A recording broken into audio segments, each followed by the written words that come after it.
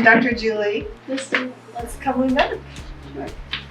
I am very excited that we get to look at your brain today. And I want to start with a few questions. I just want to get a little more information about where you are in your healing process now. I know you've had a number of head injuries, and the most recent was May of 2021? Yes. Okay. So tell me exactly what happened with your accident in May. What happened?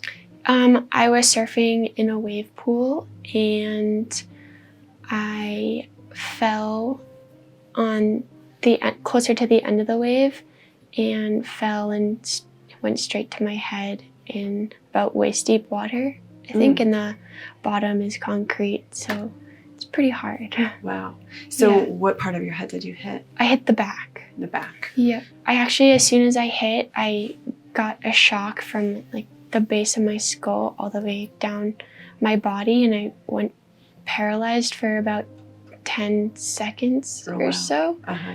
And I had help getting out, and then kind of sat for a little while with the paramedics and trying to assess, and I was kind of bleeding and everything. Mhm. And then decided it would be best to go to the hospital just to get a CT scan. They were fine. Mhm. But then each day I slowly started to feel a little worse each day.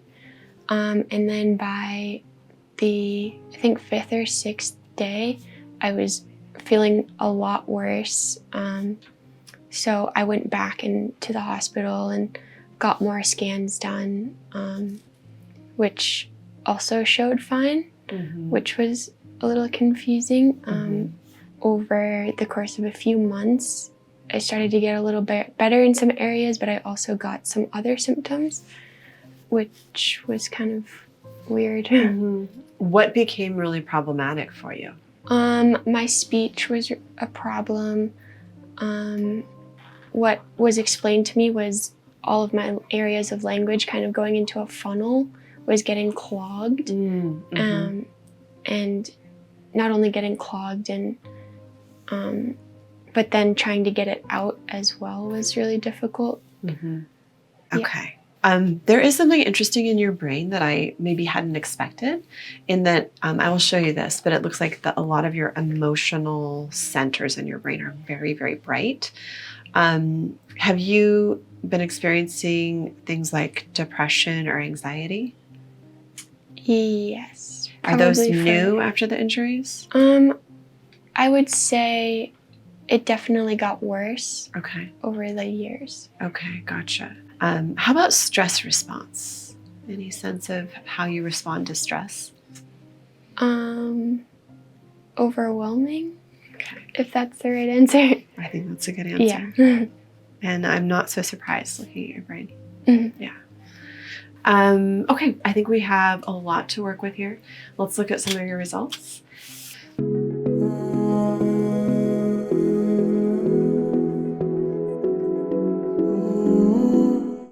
So let's look at some brain scans.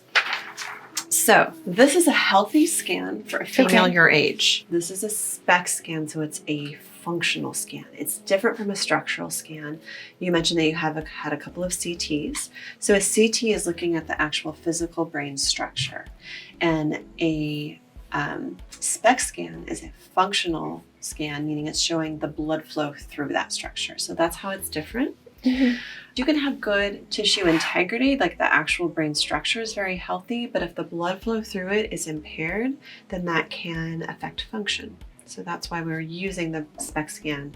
And it's really helpful because what we've seen is in head injuries, especially closed head injuries like concussions, the tissue integrity might be very good. So if you look at a CT, it looks completely normal. But if you look at a SPECT scan, we can find areas where there's lower blood flow.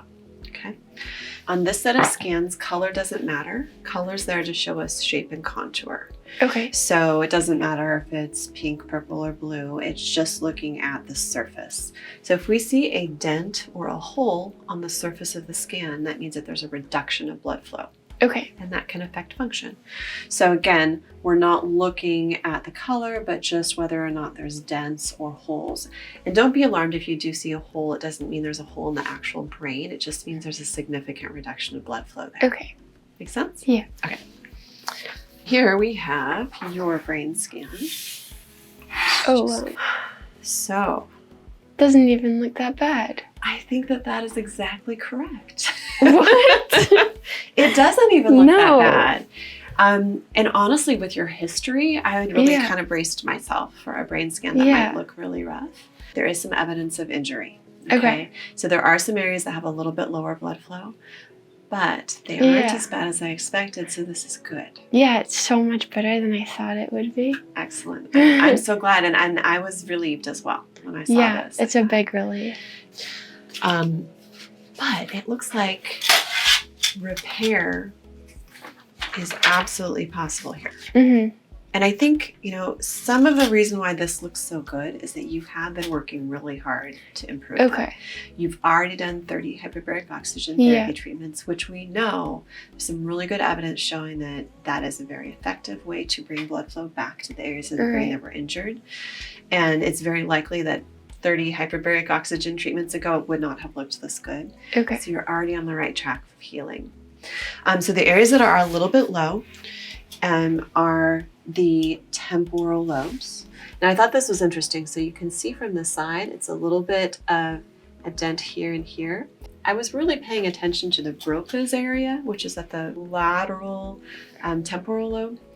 And that has been shown to be a very important area when it comes to speech and expression. And Right. it can affect the ability to speak as well as the ability to write and express your thoughts.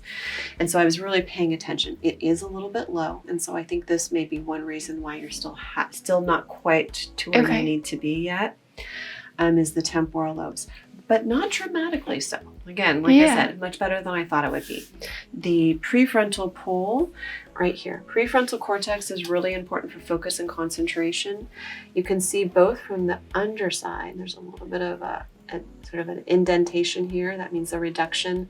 And you can see the little bit of asymmetry in the little dent in here. It's very common in whiplash injuries and in injuries where you hit either the front or the back of the head. Because in an injury like that, the brain is enveloped in fluid inside the skull, and of course the skull is very hard. And in a whiplash injury or a head injury, you can get what's called a contrecoup. You can get a bump on one side as well as the other, and then we see damage on both sides Right. of the brain there.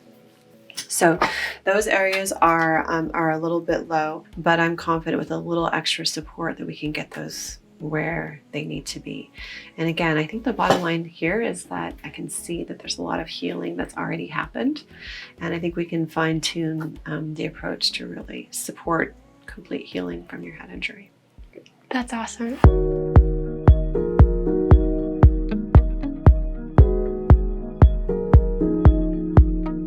I want to look at your next scan because I Okay. think this is a piece of the puzzle as well.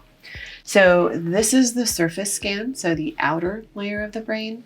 The outer layer of the brain is very important to cognitive function, executive function, a lot of the things you're having trouble with. We're going to look at the inner brain now.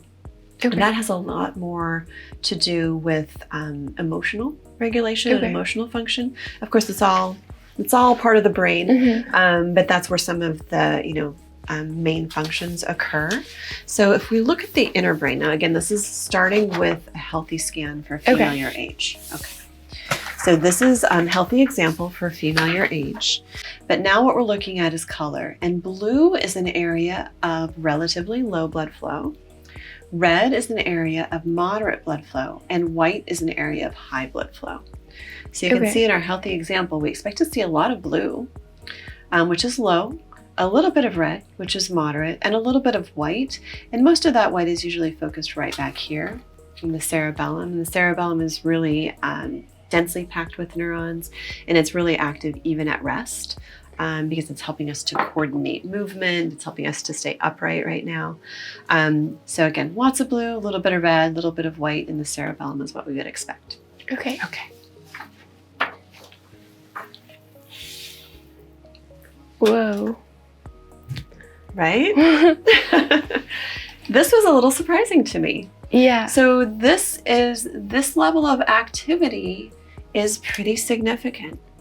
Yeah. And you'll notice a lot of red and a lot of white which we don't see in our healthy example. Wow. Yeah. So this is telling me that you have a really bright stress response in your brain right now. You had mentioned earlier that you feel like you're sort of at this place where you'd like to move forward, you're not sure what else to do. And I think this is one of the places that may be stalling you a bit, because there's a lot of demand for blood flow right now to those emotional centers in your brain. Okay. And this could be having an impact in that it may not be allowing as much blood flow to the surface as is ideal. Let me tell you about the areas that are very bright. Okay. So this one right here in the center, this is the thalamus. And the thalamus is a little bit of activation there can be good because it can help with inner motivation. But a lot of activation there can make you more prone to negative thoughts and sad emotions. So a lot of times depression can be coming from this area of the brain. And then you have two bright spots here and here. And these are your basal ganglia. And the basal ganglia, again, a little bit of activation there can be really good for motivation. But a lot of activation can make you more prone to anxiety. Okay. And then you also have a little bit of extra activation in the anterior cingulate gyrus, and that's up in this area up here. Okay. Anterior cingulate gyrus is the gear shifter for the brain. Dr. Amen talks about it a lot as when you're stuck in thoughts or emotions, then that's sort of the gear shifter is stuck on, and it can make it hard to shift attention, right? So this can be contributing to like ADD or ADHD, difficulty with shifting attention. Okay. It can also make you get stuck on thoughts or emotions. So say you've got a little bit of anxiety or a little bit of depression, or you get triggered and you're feeling really stressed, it can get really easy to kind of get stuck in that emotion. And so this is a really bright emotional response that we call a diamond pattern. And we see it often in people who have PTSD. Interesting. Or a very significant, history of trauma that has had a lasting impact on their emotions.